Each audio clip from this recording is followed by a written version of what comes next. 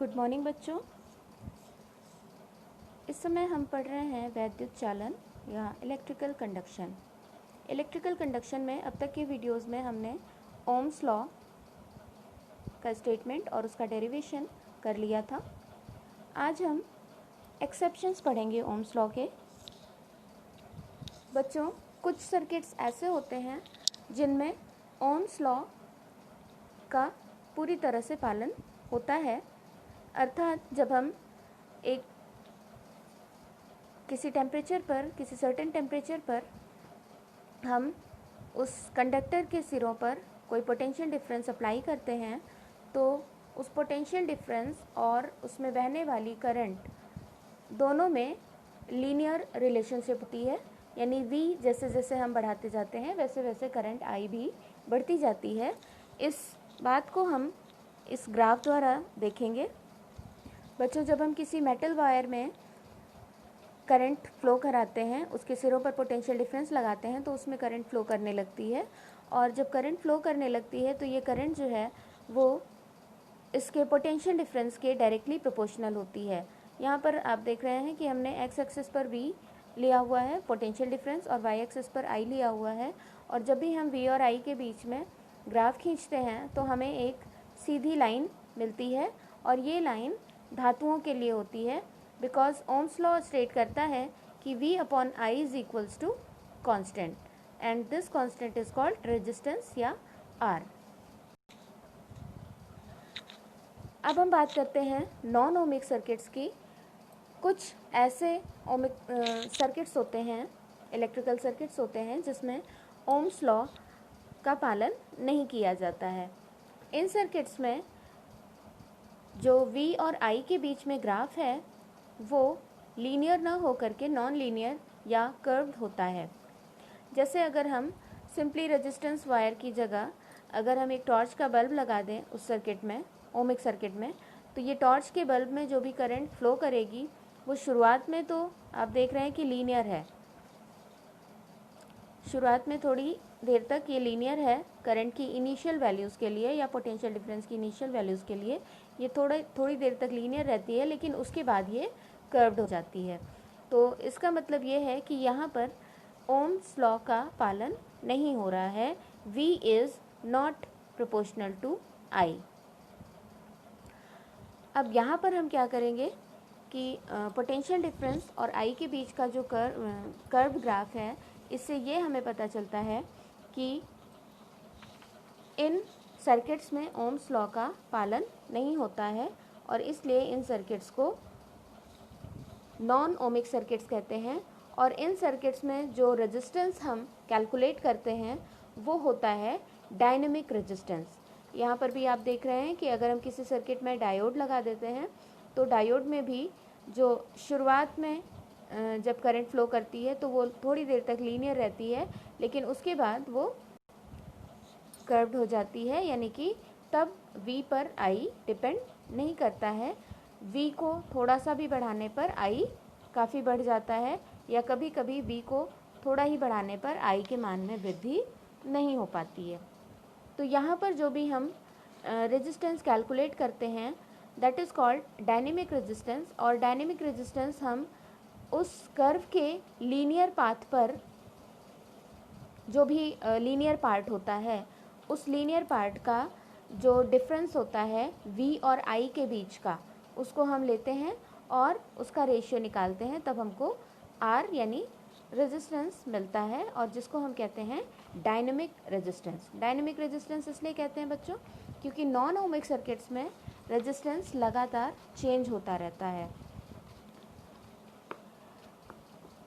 अब ये dynamic resistance क्या है इसके बारे में बात करते हैं। बच्चों, जिन परिपथों में या जिन सर्किट्स में ओम्स लॉ का पालन नहीं होता है उन सर्किट्स को हम नॉन ओमिक सर्किट्स कहते हैं, और यहाँ पर द्रव्य अपघट्यों यानी liquid electrolytes, vacuum tubes, crystal rectifier या थर्मिस्टर जो एक सेमीकंडक्टर ही होता है, और ट्रांजिस्टर और वॉल्व्स के लिए, थर्मियोनिक वॉल्व्स के लिए भी ओम्स लॉ का पालन नहीं होता है, तो इसके लिए V और I का अनुपात, यानी V और I का जो रेशियो है पोटेंशियल डिफरेंस और करंट के बीच में जो रेशियो है वो कांस्टेंट ना हो करके वो लगातार वेरी करता रहता है, और इसीलिए हम इन सर्किट्स को नॉन ओमिक सर्किट्स कहते हैं। इन सर्किट्स में जो भी रेजिस्टेंस कैलकुलेट किया जाता है वो रेजिस्टेंस कहलाता है डायनेमिक रेजिस्टेंस या गत्यात्मक प्रतिरोध। डायनेमिक रेजिस्टेंस में नॉन ओमिक सर्किट के वी आई ग्राफ के किसी भी लीनियर पार्ट को, जो भी थोड़ा सा भी लीनियर पार्ट है, उस लीनियर पार्ट में डेल्टा वी यानी चेंज इन वोल्टेज और delta I means change in current, इन दोनों को जब हम कैलकुलेट कर लेते हैं तो delta V upon delta I यानी वी और आई का रेशियो जो है चेंज इन वोल्टेज और चेंज इन करंट का रेशियो ही डायनेमिक रेजिस्टेंस कहलाता है। और बच्चों ये रेजिस्टेंस कभी भी सेम नहीं आएगा, अलग अलग पार्ट के लिए ग्राफ के अलग अलग पार्ट के लिए ये अलग अलग वैल्यूज़ देता है, और इसीलिए इसको हम डायनेमिक रेजिस्टेंस कहते हैं, क्योंकि इसकी वैल्यू लगातार चेंज होती रहती है। इसके बाद हम बात करते हैं प्रतिरोधकता या स्पेसिफिक रेजिस्टेंस, जिसको हम विशिष्ट प्रतिरोध भी कहते हैं। बच्चों, जब किसी कंडक्टर में करंट फ्लो करती है तो कंडक्टर के अंदर किसी भी पॉइंट पर जो इलेक्ट्रिक फील्ड की इंटेंसिटी है वो इलेक्ट्रिक फील्ड इंटेंसिटी और करंट डेंसिटी के रेशियो को हम उस कंडक्टर का स्पेसिफिक रेजिस्टेंस या रेजिस्टिविटी कहते हैं, और इसको हम रो से डिनोट करते हैं।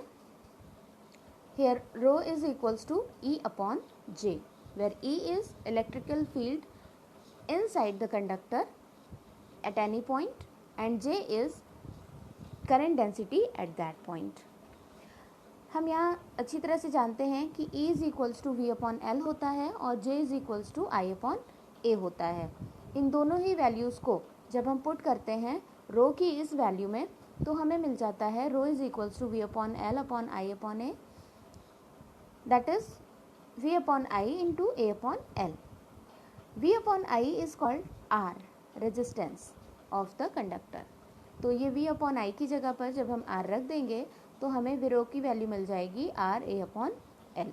ये बहुत ही पॉपुलर फार्मूला है जिसके वजह से हम किसी भी कंडक्टर का स्पेसिफिक रेजिस्टेंस कैलकुलेट कर सकते हैं, या अगर हमें स्पेसिफिक रेजिस्टेंस पता हो तो हम उसके रेजिस्टेंस का भी कैलकुलेशन कर सकते हैं। बच्चों, स्पेसिफिक रेजिस्टेंस की यूनिट होती है ohm meter, ohm into meter, and dimensions हैं ML3 T-3 A-2।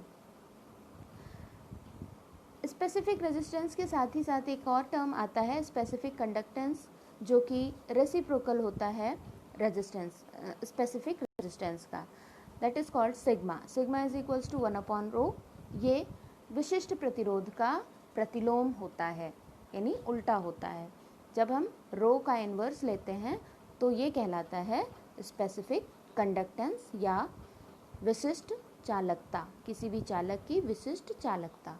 और ये विशिष्ट चालकता का जो मात्रक है वो ओम मीटर इन्वर्स है, या ओम इन्वर्स मीटर इन्वर्स। अब चूँकि रो की वैल्यू होती है E अपॉन जे, इसलिए सिग्मा की वैल्यू हो जाएगी J upon E, and we know that J is equals to sigma cross E, और ये सिग्मा क्रॉस E जो है ये वेक्टर फॉर्म या माइक्रो फॉर्म कहलाता है ओम्स लॉ का। तो अगर हमें ओम्स लॉ का वेक्टर फॉर्म लिखने को कहा जाए तो हम J is equals to sigma into E लिखेंगे। इसके बाद हम बात करते हैं कि रेजिस्टेंस टेम्परेचर पे किस तरह से डिपेंड करता है। Dependence of temperature, dependence of resistance on the temperature. हमने जब ओम्स लॉ को डिराइव किया था तो हमने R की वैल्यू निकाली थी। R is equals to M L upon N E square tau into A। अब ये जो n इस टाउ है, वो टाउ जो कि इसका रिलैक्सेशन टाइम है, रिलैक्सेशन टाइम डायरेक्टली डिपेंड करता है वेलोसिटी पर, जो कि इसकी थर्मियोनिक वेलोसिटीज़ होती हैं इलेक्ट्रॉन्स की, फ्री इलेक्ट्रॉन्स की। यानी कि जो हमारा रेजिस्टेंस है वो यहाँ पर हमें दिख रहा है कि डिपेंड कर रहा है सीधे सीधे टाउ पर। R इज़ प्रोपोर्शनल टू 1/टाउ इस फॉर्मूले से। तो R इज़ प्रोपोर्शनल टू 1/टाउ और टाउ होता है Vrms/λ, इसलिए हम ये कह सकते हैं कि R is proportional to Vrms/λ. Vrms is root mean square velocity of free electron and lambda is mean free path of free electron. अब Vrms जो है, जो कि थर्मियोनिक वेलोसिटी है, वो टेम्परेचर पर ही डिपेंड करती है और Vrms is proportional to root capital T. Capital T is absolute temperature of that conductor. तो अब ये रेजिस्टेंस अगर हम माने कि 0 डिग्री सेल्सियस पर रेजिस्टेंस है उस कंडक्टर का R0, तो और T डिग्री सेल्सियस पर है RT। किसी भी कंडक्टर का रेजिस्टेंस 0 डिग्री सेल्सियस टेम्परेचर पर R0 है और T डिग्री सेल्सियस पर RT है, तो हमें RT और R0 के बीच में एक रिलेशन मालूम है। RT is equals to R0 1 plus alpha T। यहाँ जो अल्फ़ा है वो अल्फ़ा की वैल्यू हम कैलकुलेट कर सकते हैं RT minus R0 upon R0 into T से, जहाँ T जो है वो उस कंडक्टर का टेम्परेचर है। अल्फ़ा को हम टेम्परेचर कोफिशिएंट ऑफ रेजिस्टेंस कहते हैं, यानी प्रतिरोध ताप गुणांक कहलाता है अल्फ़ा। और अल्फ़ा जो है वो अल्फ़ा किसी तार का 0 डिग्री सेल्सियस पर 1 ओम प्रतिरोध हो तो उसका ताप 1 डिग्री सेल्सियस बढ़ाने पर जो भी प्रतिरोध में वृद्धि होगी वो उसके बराबर होता है। मीन्स किसी भी कंडक्टर में 1 डिग्री सेल्सियस टेम्परेचर इंक्रीज़ करने पर उसके रेजिस्टेंस में जो भी इंक्रीमेंट होता है वो अल्फ़ा के बराबर होता है। ज़्यादातर मेटल्स के लिए अल्फ़ा की वैल्यू 1/273 पर डिग्री सेल्सियस होता है। मीन्स 1 डिग्री सेल्सियस टेम्परेचर बढ़ाने पर मेटल्स का रेजिस्टेंस 1/273 से इंक्रीज़ करता है। और इसलिए हम ये कह सकते हैं कि R जो है वो टेम्परेचर पर डिपेंड करता है। R is directly proportional to absolute temperature of that conductor. अर्थात किसी शुद्ध धातु के लिए, किसी प्योर मेटल के लिए जो उस वायर का रेजिस्टेंस है या उसकी रेजिस्टिविटी है वो उस वायर के परम ताप यानी एब्सोल्यूट टेम्परेचर के अनुक्रमानुपाती या डायरेक्टली प्रोपोर्शनल होती है। Resistance of a pure metal is directly proportional to the absolute temperature of the wire. अब हम अलग अलग धातुओं की या अलग अलग मटेरियल्स की बात करते हैं। यहाँ पर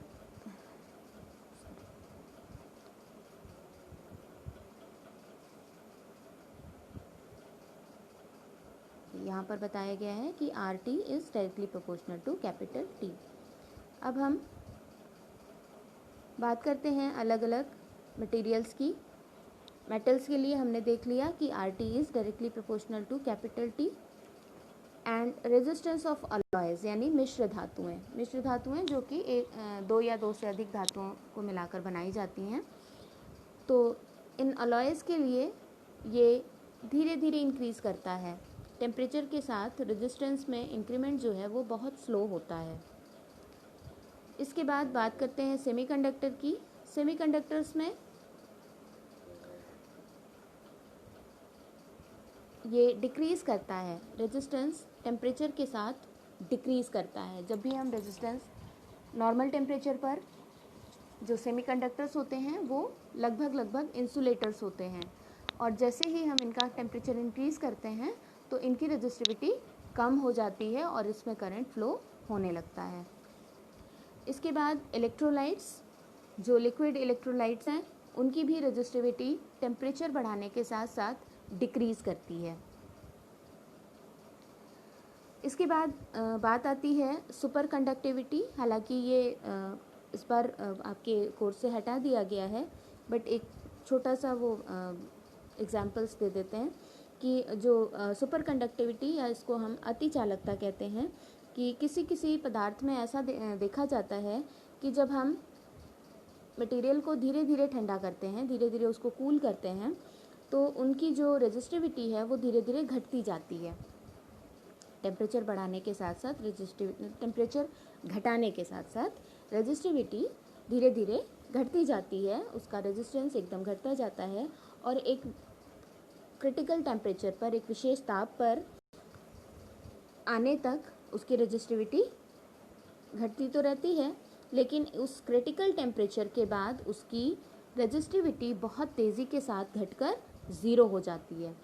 और जिस टेम्परेचर पर ये रेजिस्टिविटी ज़ीरो हो जाती है उसे हम क्रिटिकल टेम्परेचर कहते हैं, और रेजिस्टिविटी के ज़ीरो होने की घटना को हम अति चालकता या सुपर कंडक्टिविटी कहते हैं।